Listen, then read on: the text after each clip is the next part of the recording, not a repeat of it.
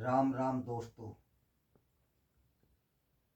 Sharma dairy farm और मैं आपका भाई अनिल शर्मा। कैसे हो आप सब दोस्तों? आज चर्चा करेंगे बिल्कुल कम लागत में पशु का दूध कैसे बढ़ाएं बिना किसी साइड इफेक्ट के, क्योंकि बाजार के केमिकल काफ़ी चले हुए हैं।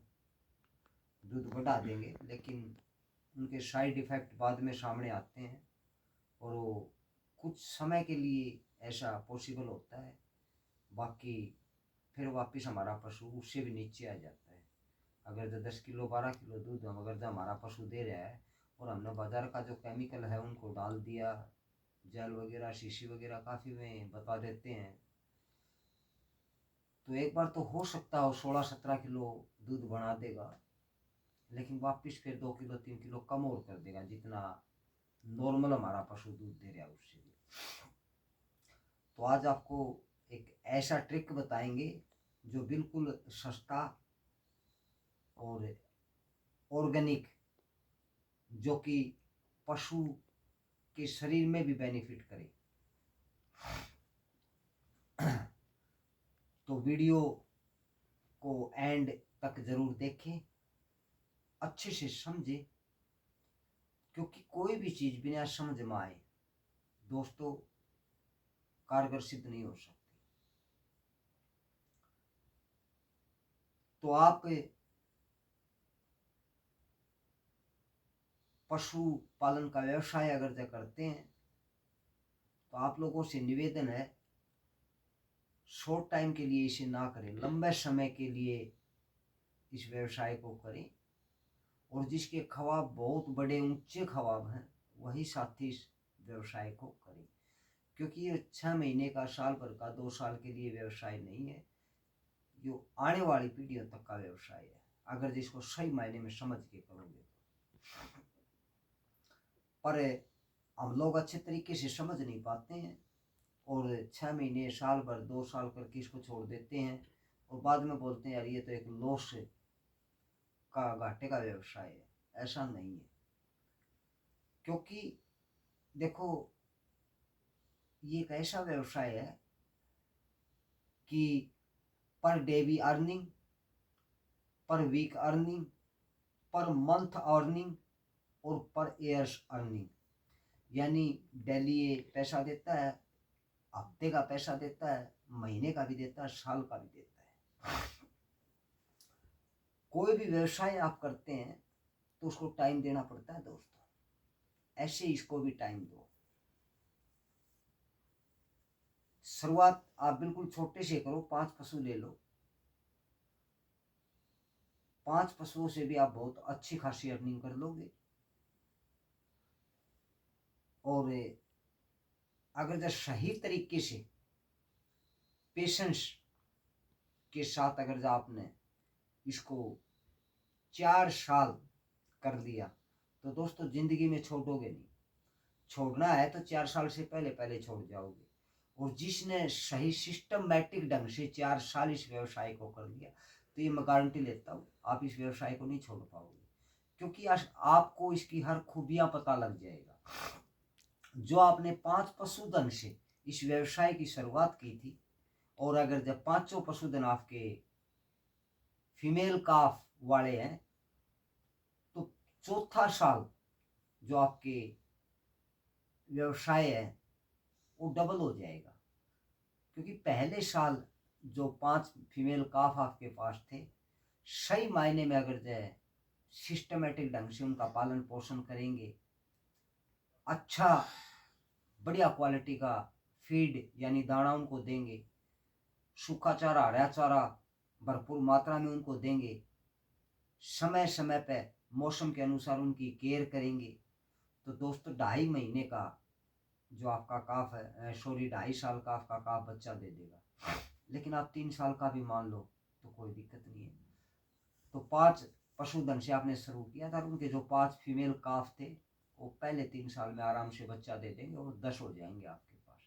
उसके बाद हर साल आपका व्यवसाय ग्रो करता जाएगा, क्योंकि सेकंड साल में फिर उनके जो काफ थे, अगर जो फीमेल थे तो फिर आपके पास दुधारू पशु और बढ़ जाएंगे। और जो मेल काफ है तो देखो आज काटड़ा भी काटड़ी से कम नहीं रहता। काटड़े की अगर जब बात की जाए तो मात्र 1.5 से 2 साल आप मेहनत कर लो, एक पूरी भैंस की पूंजी आपको देके जाएगा। तो खैर कोई दिक्कत नहीं है, इसके ऊपर हम दूसरा वीडियो बनाएंगे। आज हम चर्चा दूध के ऊपर ही करेंगे, क्योंकि हमने शुरुआत की थी कि कम से कम खर्चा और ज़्यादा से ज़्यादा दूध कैसे हम पशु से ले पाए। तो देखो समय के अनुसार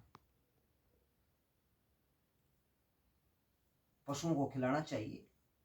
आज जो हमारा सर्दी का मौसम है, और आज सर्दी के मौसम में अगर जब बात की जाए तो सबसे सस्ती अगर जब बात की जाए तो गाजर है दोस्तों। जी हाँ, गाजर आपने फोटो में भी दिखाई दे रही है, और हर जगह इसको गाजर ही बोला जाता है, हर स्टेट में।